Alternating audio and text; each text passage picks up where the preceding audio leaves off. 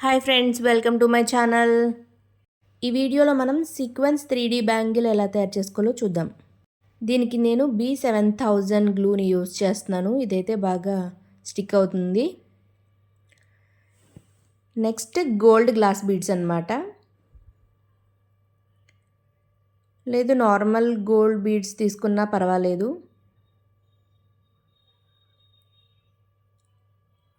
Next వచ్చి sequences. నేనైతే pink colour తీసుకున్నాను రౌండ్ షేప్లో. ఇంకా జర్దోసి తీసుకున్నాను. చాలామంది అడుగుతున్నారు అది ఏ వైరు ఏంటి అని చెప్పేసి. ఇదైతే జర్దోసీనే, మనం మగ్గం వర్క్ అవి చేసుకోవడానికి యూజ్ చేస్తాం కదా, అదైతే మనకి ఎలా పడితే అలా మౌల్డ్ అవుతుంది. మెయిన్గా వచ్చి బేస్ కోసం OHP షీట్ ట్రాన్స్పరెంట్గా ఉంటుంది. ఇది దీని మీద స్టిక్ చేసుకోవడమే ఫ్లవర్స్ని.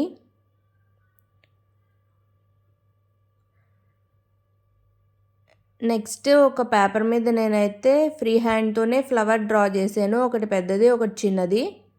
సో దీని మీద ఫ్లవర్స్ మేకింగ్ చేస్తాం అన్నమాట OHP షీట్ పెట్టి. ఆ ఫ్లవర్స్ చేసిన తర్వాత వాటిని థ్రెడ్ బ్యాంగిల్ చుట్టూ కూడా అంటించుకోవడమే. ఇప్పుడు బ్యాంగిల్ ఎలా తయారు చేసుకోవాలో చూద్దాం. ఫస్ట్ ఫ్లవర్ మీద OHP షీట్ పెట్టి దానికి వీడియోలో చూపించినట్లుగా గమ్ అప్లై చేసుకుని దాని మీద నీట్గా జర్దోసీని స్టిక్ చేయాలి. షార్ట్లో పెట్టినప్పుడు అందరూ కూడా ఫాస్ట్ అయింది అంటున్నారు. మరి ఫాస్ట్ అవుతుంది కదా, అంత స్లోగా చెప్తూ ఉంటే వినడానికి కూడా బోర్ కొడుతుంది. దానికి టైం లిమిట్ కూడా కొంచెం తక్కువ ఉంటుంది కాబట్టి ఫాస్ట్గా చెప్పవలసి వస్తుంది. మెటీరియల్ కూడా ఈ లాంగ్ వీడియోలో క్లియర్గా చెప్పాను కదా, చూడండి.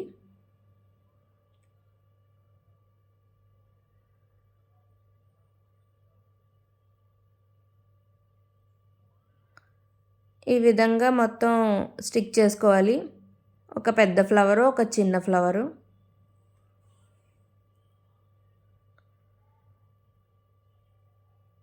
కొంచెం కేర్ఫుల్గా అంటించుకోవాలన్నమాట.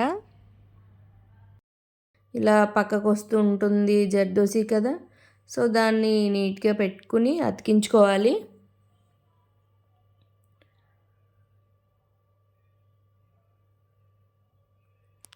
మరీ స్లోగా వీడియో ఉన్నా కూడా మీకు బోర్ కొడుతుంది, అంత క్లియర్గా ఎక్స్ప్లెయిన్ చేసినా కానీ.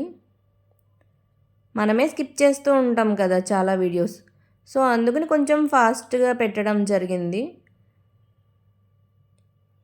ఇంతకన్నా స్లోగా అంటే కొంచెం కష్టమే. ఇలా చేసేసుకున్న తర్వాత నీట్గా ఆ సీక్వెన్సెస్ కూడా మధ్యలో అన్నీ అతికించుకోవాలన్నమాట గమ్తో.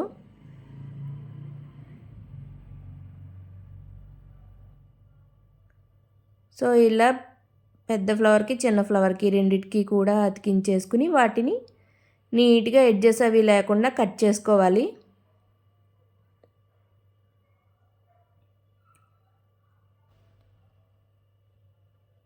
ఇలా నేను అన్ని ఫ్లవర్స్ కూడా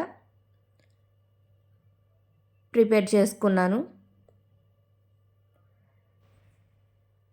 ఇప్పుడు ఒక బిగ్ ఫ్లవర్ అండ్ ఒక స్మాల్ ఫ్లవర్ వచ్చాయి కదా, ఇలా మధ్యలో పెట్టుకుని దారంతో ఆ రెండింటిని అటాచ్ చేస్తున్నాను. OHP షీట్కి డ్యామేజ్ అవ్వకూడదని చెప్పేసి ఒక బీడ్ వేస్తున్నాను మధ్యలో. ఆ రెండింటిని గుచ్చిన తర్వాత ఒక బీడ్ ఇలా గుచ్చుకుని మళ్ళీ వెనక్కి వేసుకోవడమే టాకాలాగా. అంతే, వెనక సైడ్ మూడేసేసుకోవడమే. మరీ ఎక్కువగా కుట్టక్కర్లేదు. గ్లూతో అతికిచ్చినా సరిపోతుంది, కొంచెం సెక్యూర్డ్గా ఉంటాయని నేనైతే ఇలా చేస్తున్నాను.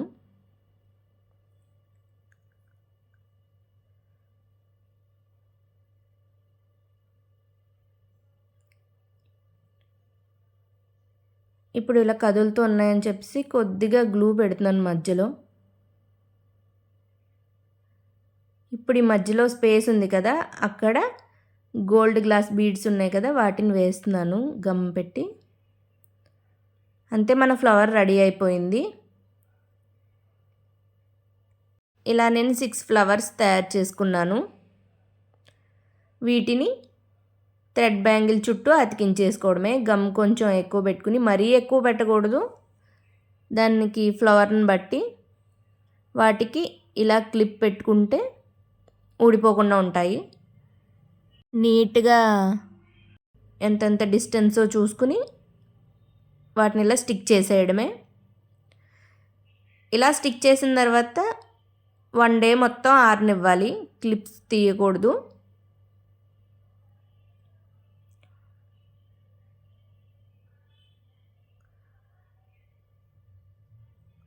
కొంచెం అటు ఇటు అయినా కూడా డిస్టెన్స్ని అడ్జస్ట్ చేసుకుంటూ పెట్టుకోవడమే.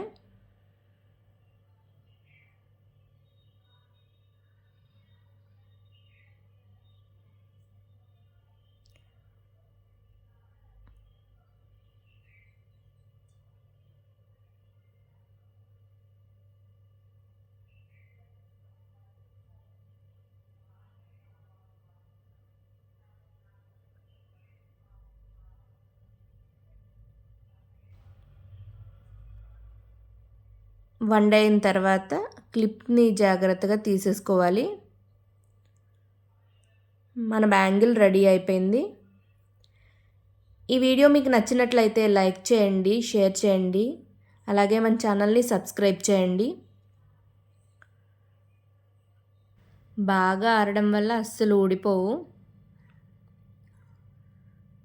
చాలామంది క్లియర్గా వీడియో కావాలి, లాంగ్ వీడియో కావాలి అని అడిగారు.